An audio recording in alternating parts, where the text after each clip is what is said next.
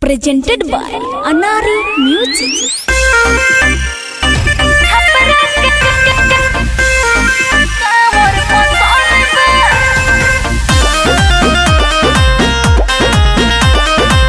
Music by Apu Purwana.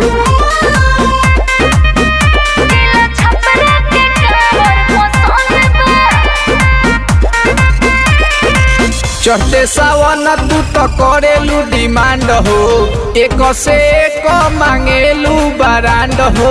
अरे कहाँ से लाई रे? चढ़ते सावन तू तो करेलू डिमांड हो, एक से एक मांगेलू बरांड हो। तो कौन कमी बाटे भरल जवन धन बा, संगे देव घर जाए के मन बा। जिला छपरा के कांवर पसंद बा, संगे देव घर जाए के मन बा। राजा छपरा के कांवर पसंद बा। अच्छा छपरा के कांवर पसंद बा। परवाना रिकॉर्डिंग स्टूडियो दी।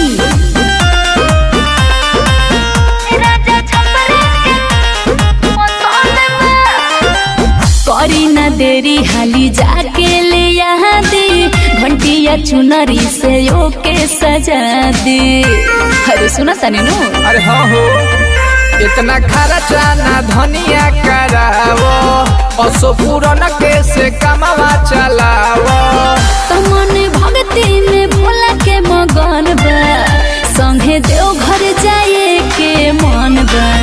जिला छपरा के कांवर पसंद बा, संगे देव घर जाए के मन बा। राजा छपरा के कांवर पसंद बा। छपरा के कांवर पसंद बा।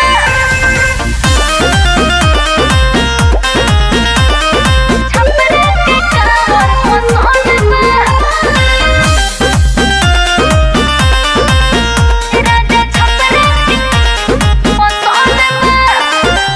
जल चढ़ाइब जाके पहिला सोमारी के, शीश झुका के चरण छुए त्रिपुरारी के।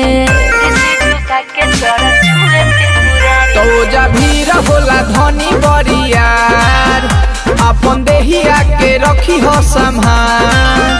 राहुल सोनू पप्पू बोलत बोल बम्बा, संगे देव घर जाए के मन बा। जिला छपरा के कांवर पसंद बा, संगे देव घर जाए के मन बा। राजा छपरा के कांवर पसंद बा। परवाना रिकॉर्डिंग स्टूडियो दिल्ली।